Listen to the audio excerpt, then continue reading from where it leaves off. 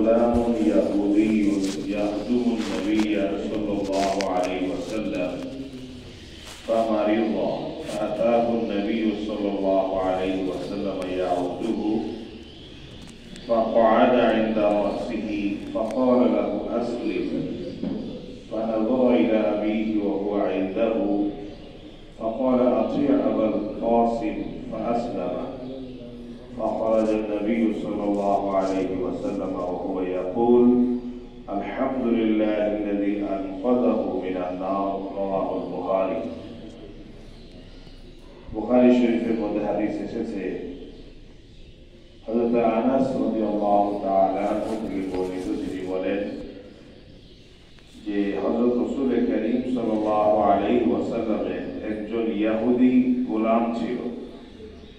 সে রাসূল সাল্লাল্লাহু আলাইহি ওয়াসাল্লামের খিদমত করত। এক পর্যায়ে সে অসুস্থ হয়ে যায়। সে অসুস্থ হওয়ার পরে রাসূল সাল্লাল্লাহু আলাইহি ওয়াসাল্লাম তার খোঁজ খবর নিতে আসলেন এবং তার কি অবস্থা এই সব কিছু জানলেন। তারপর তার মাথার কাছেই বসলেন, বসে বললেন যে তুমি ইসলাম ধর্ম গ্রহণ করো। সে তখন তার বাবাও পাশে বসা ছিল। সে তার বাবার দিকে তাকিয়েছিল যে কি করবে না করবে, কি বলবে না বলবে। তখন তার বাবা তাকে বলল যে তুমি রাসূল সাল্লাল্লাহু আলাইহি ওয়াসাল্লাম যা বলছেন তুমি সেটা করো এবং তার কথা মানো। তখন সে মুসলমান হয়ে গেল। তো রাসূল সাল্লাল্লাহু আলাইহি ওয়াসাল্লাম তার পাশ থেকে যখন বের হলেন তখন বললেন আলহামদুলিল্লাহিল্লাযী আনকাযাহু মিনান নার, যে সকল প্রশংসা আল্লাহ রাব্বুল আলামিনের জন্য যিনি এই ব্যক্তিকে জাহান্নাম থেকে মুক্ত করে দিলেন। যে সে তো ইহুদি ছিল, তো যতক্ষণ পর্যন্ত সে রাসূল সাল্লাল্লাহু আলাইহি ওয়াসাল্লামের দাওয়াতে ঈমান গ্রহণ না করবে, যতই সেবা খেদমত করুক না কেন, সে তো জাহান্নামে যেত। কিন্তু রাসূল সাল্লাল্লাহু আলাইহি ওয়াসাল্লাম সে শুধু গোলামই ছিল, তার খোঁজখবর না নিলেও পারতেন। কিন্তু তিনি যেহেতু রহমতের নবী, দয়ার নবী, তাকে দেখতেও গেলেন এবং তার খোঁজ খবরও নিলেন। এবং যেহেতু সে খিদমত করেছে রাসূল সাল্লাল্লাহু আলাইহি ওয়াসাল্লামের, তার তো একটু উপকার হওয়ার দরকার, এই জন্য তার কাছে দ্বীনের দাওয়াত পেশ করলেন। তো সেও গ্রহণ করবে কি না করবে না চিন্তায় ছিল। এই জন্যই বাবার দিকে সে তাকিয়ে বাবার পরামর্শই চেয়েছিল যে আমি কি করতে পারি। রাসূল সাল্লাল্লাহু আলাইহি ওয়াসাল্লাম দাওয়াত দিলেন, সেগুলো গ্রহণ না করি সেটাও কেমন হয়।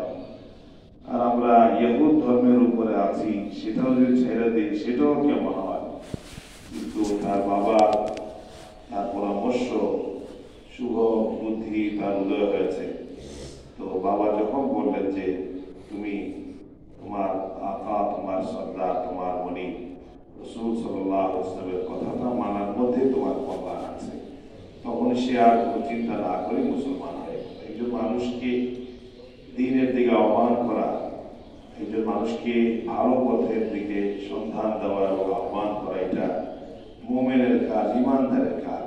যে আমিও যেমন ইমানের উপরে আছি, ইসলামের উপরে আছি, অন্যরাও যেন ইমানের উপরে এবং ইসলামের উপরে আছে। এটাই হবে তার জন্য সবচেয়ে বেশি উপকারী এবং এটাই হবে তার জন্য সবচেয়ে বেশি কল্যাণকর। আমি তাকে দুনিয়ার সুযোগ সুবিধা দিলাম, টাকা পয়সা দিলাম, গাড়ি বাড়ি দিলাম, সবকিছু দিলাম, কিন্তু তাকে ইমানের উপহার দিতে পারলাম না, আমলের উপহার তাকে দিতে পারলাম না। দুনিয়ায় শুধু তাকে আমি উপকার করলাম, পরকালীন জীবনের জন্য আমি তার কোনো উপকার করতে পারলাম না। আর রাসূল করিম সাল্লাল্লাহু আলাইহি ওয়াসাল্লাম মানুষকে দুনিয়ায়ও যেমন উপকার করতেন, পরকালীন জীবনেও যেন সে উপকৃত হতে পারে সেই কাজই সব সময় করতেন। যার জন্য যারাই সুযোগ পেয়েছেন তাদের কাছে যেতেন এবং তাদেরকে দ্বীনের দিকে আহ্বান করতেন, দুনিয়া থেকে চলে যাওয়ার আগ মুহূর্ত পর্যন্ত। এইভাবেই তিনি এই দ্বীনের খেদমত আঞ্জাম দিয়েছেন। আল্লাহ সুবহানাহু ওয়া তাআলা আমরাও যেন সেভাবে মানুষের কল্যাণে, মানুষের উপকারে নিজেকে উৎসর্গ করতে পারি, সে তৌফিক দান।